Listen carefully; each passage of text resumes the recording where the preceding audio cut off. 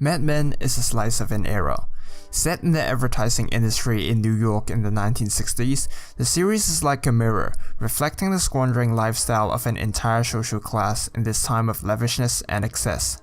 Endless themes are touched upon throughout the series, from the history and background of a whole generation, personal identity, commercialism, consumerism, sexism, racism, and of course, the ideal of the American dream. And today I'd like to examine this scene closely, see how dialogues can be written with depth, and how they reflect the mode of communication of an era.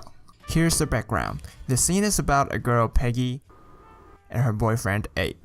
This day, Abe asked Peggy out for dinner, telling her that he had something important to discuss with her, without spilling what it actually is. Peggy was afraid that Abe was gonna break up with her, but her friend Joan told her not to worry too much, because men don't take time to end things. It most likely would be something positive, like asking her to marry him.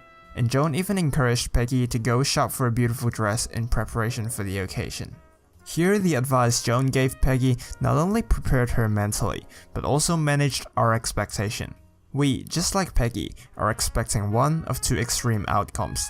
Either Joan's right and Abe really proposes, or that Peggy's fear came true and Abe initiates a breakup. And this leads us to the scene in the restaurant. I've been thinking about this. We're at a place where we love being together. And it always seems to be some kind of pain in the ass to be in the same place when the lights go out. Oh my God. Yeah, well, I think we should move in together. I mean, how would we ever do that? Well, however you want. I mean, I think your place would be better. I know it's a big decision. So you don't have to say yes or no right now. Yes.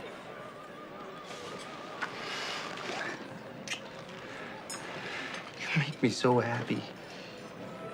Me too.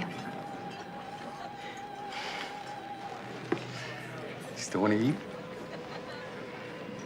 I do. Here, Abe told Peggy that he wanted to move in with her. Not a breakup, not a proposal, but merely an invitation of moving in together. This is beyond both Peggy's and the audience's expectation, since we only have the two polar outcomes in our minds, and this move that Abe made lied in the middle. Of course, this request to move in is not as bad as a breakup, much reassuring indeed, but compared to the prospect of a proposal, it did fall short. Notice how Peggy's expressions changed, from the excitement of anticipating a proposal to being let down after nothing else was suggested. And precisely because of this, the emotional state of Peggy here is incredibly complex, experiencing a blend of relief, happiness, and disappointment. And the impressive thing is how the screenwriters were able to capture this convoluted emotion and managed to do it in just 2 words: I do. Abe asked Peggy if she still wanted to eat. Peggy said, I do. What's interesting here is that Peggy didn't reply in a normal, more conversational manner using words like, yeah, sure, certainly, or why not, but instead she used an unusually formal reply, I do.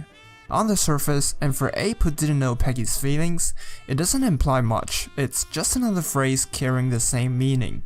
But for Peggy and us, the phrase masks a second layer of meaning, because the phrase is most notably used, and most of us will immediately associate it with one circumstance, in marriage vows.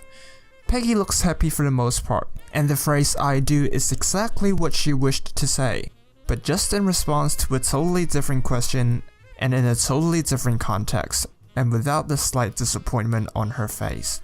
This is the subtext of 2 simple words, and if this isn't dialogue writing at its best, I don't know what else can be. This short act may be insignificant to the overall story arc, but conversations like this, loaded with subtext, are ubiquitous.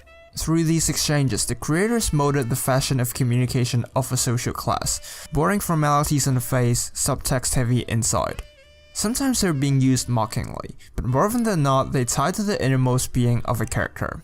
Everybody has their secrets, a place so covered that even the closest, most trusted people in our lives don't have access to. Mentally taxing as it may be to keep one's own secrets, the social circle the characters are in has absolutely no room for scandals. In this city of dreams where it flaunts its American ideals, have people believing that if they hustle hard enough, regardless of their background, that they will eventually succeed. But deep down, people's pasts are never going to be fully ignored. With this anxiety still deeply and unconsciously scorched into the social construct, characters like Don Draper can only reference their secrets in the most obscure way, opening just a little hole as they speak, allowing us to gently tap into their insecurities. If you keep it, you'll have to become somebody else. And it's not what you think it is. What do you want? I want you to be yourself.